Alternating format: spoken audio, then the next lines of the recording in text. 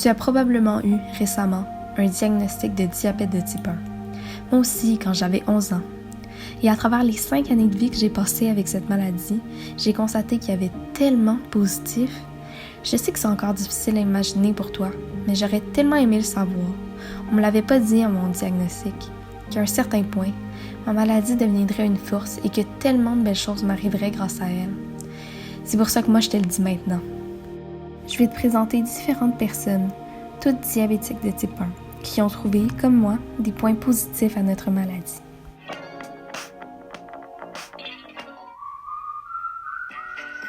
Le camp Carouanis, c'est un camp de vacances situé à Sainte-Agathe-des-Monts qui accueille chaque été près de 300 jeunes touchés par le diabète depuis 1958, année après année. Le son, tu penses que c'est correct? Elle, c'est Janie, ou Chamane. Elle est la chef du camp Carouanis. Elle a passé la majorité des étés de sa vie là-bas. Elle est la meilleure personne pour te parler du plus bel endroit au monde pour un diabétique. En fait, j'ai été diagnostiquée à l'âge de 5 ans. Donc, ça fait maintenant 23 ans, 24 ans, en tout cas, que j'ai le diabète de type 1. En 2021, ça fera 23 étés que je passe au camp. J'ai fait vraiment plusieurs postes. Et maintenant, j'ai la chance de diriger l'organisation depuis maintenant 4 ans. Quand j'étais campeuse, en fait, pourquoi je revenais à chaque été, c'est que c'était un sentiment de communauté. Vraiment, je m'étais fait des amis, autant quand j'avais 8 ans, 9 ans, 10 ans. À chaque été, je me faisais des nouveaux amis. Ils revenaient l'été d'après, donc c'était vraiment une petite gang qu'on se formait.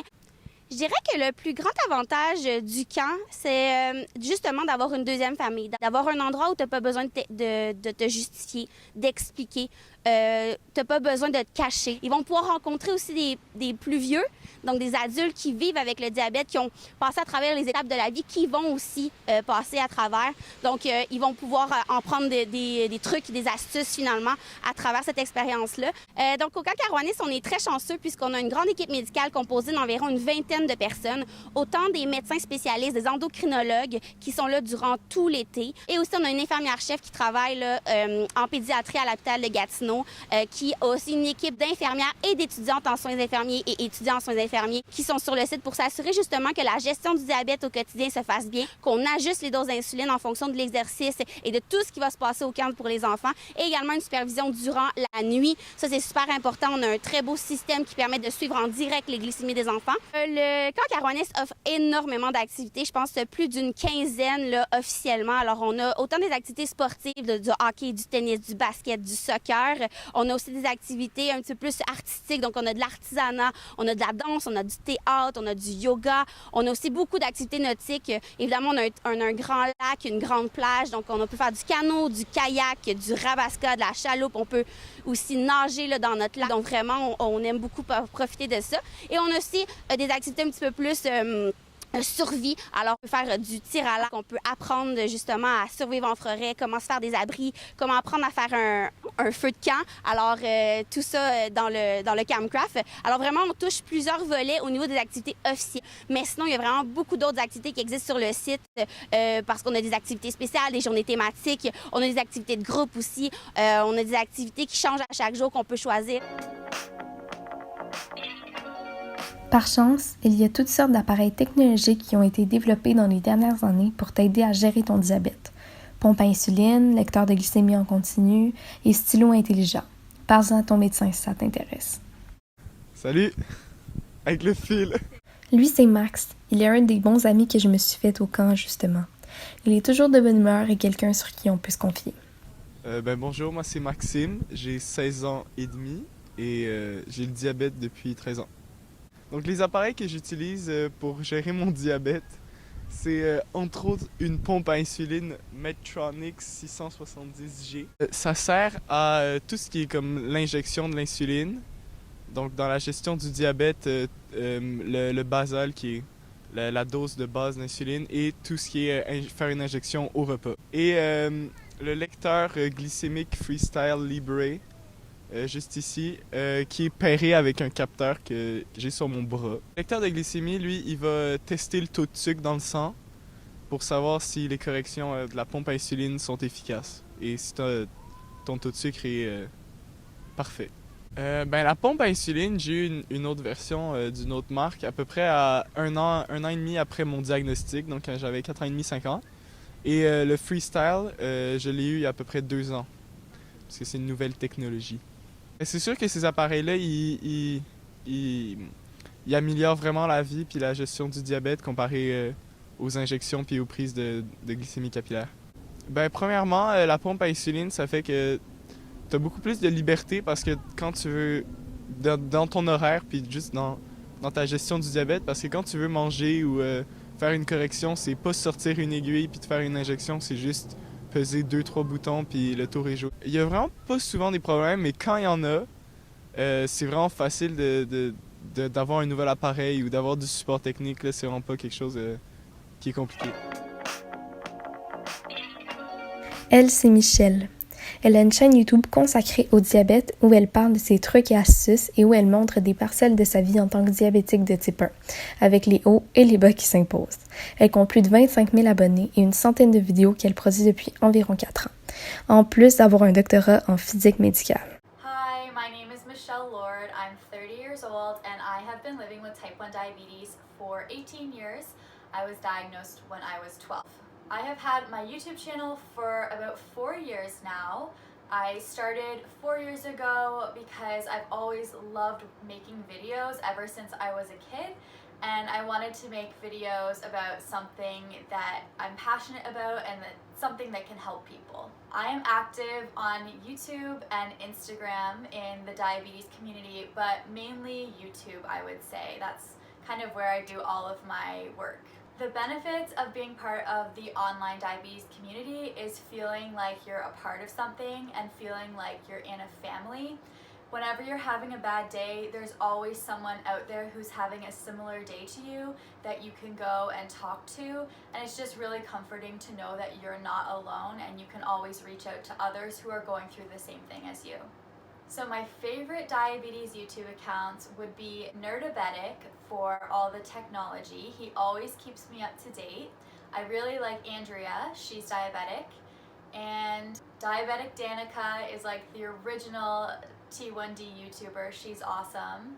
So personally, I use social media for my diabetes to connect with others. I started using Instagram for connecting with other people living with type 1 diabetes a few years ago, and it was really helpful to be able to talk to others. I also draw a lot of inspiration from the diabetes online community. For example, I would have never known about continuous glucose monitors if it weren't for the diabetes community. Social media has definitely improved my life and managing my diabetes because I see what others can achieve. I see others doing great things and getting great blood sugars and taking care of themselves, so it's really inspiring. 1, 2, 1, 2, test. Lui, c'est Mathieu, au Colorado. C'est un grand aventurier que j'ai rencontré lorsqu'il était moniteur au camp. J'ai été diagnostiqué à l'âge de 7 ans, puis aujourd'hui j'ai 22 ans, alors ça fait 15 ans que j'ai la chance d'être diabétique.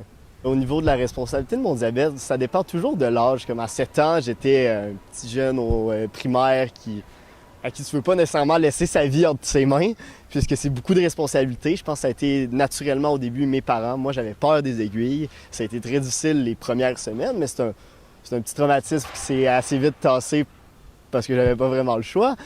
Je sais que le plus gros saut pour moi, ça a été du moment que j'étais plus à ma petite école de quartier au primaire, puis je passais à la grande polyvalente au secondaire. Puis c'était de prendre naturellement moi-même mes responsabilités parce que tu as au secondaire naturellement un moins grand lien avec la direction, avec que ce soit surveillant, professeur, etc.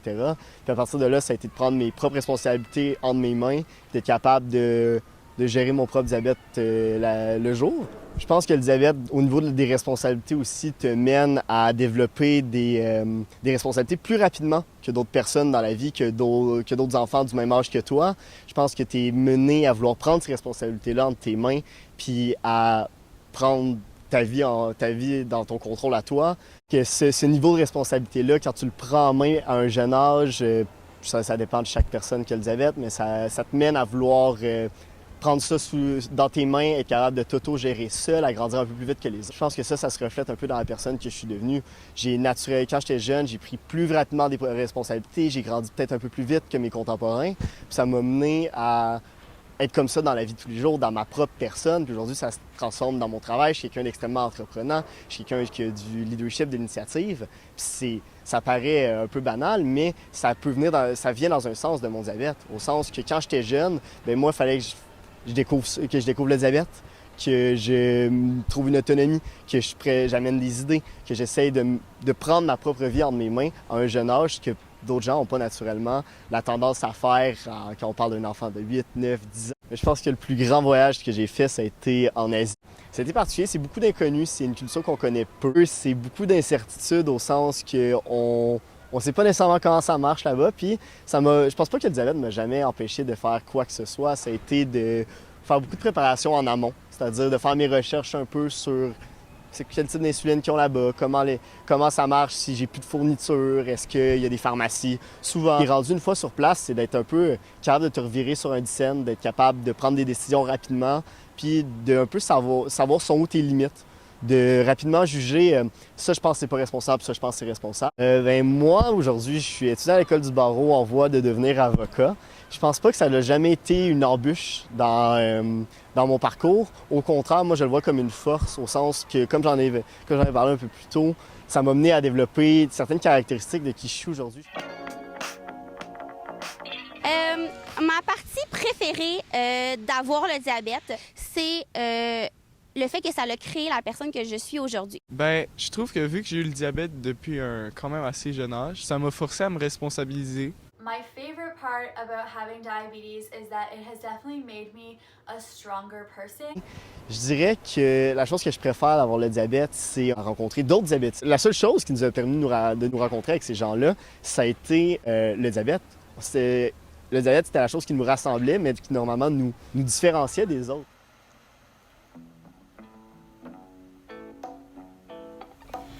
Je sais que tu dois te sentir seul au monde avec cette maladie en ce moment, parce qu'en ce moment, tu connais pas beaucoup de gens qui l'ont. Mais au Québec, on est environ 76 000 à l'avoir, et au Canada, environ 300 000. Ça fait beaucoup de monde, ça.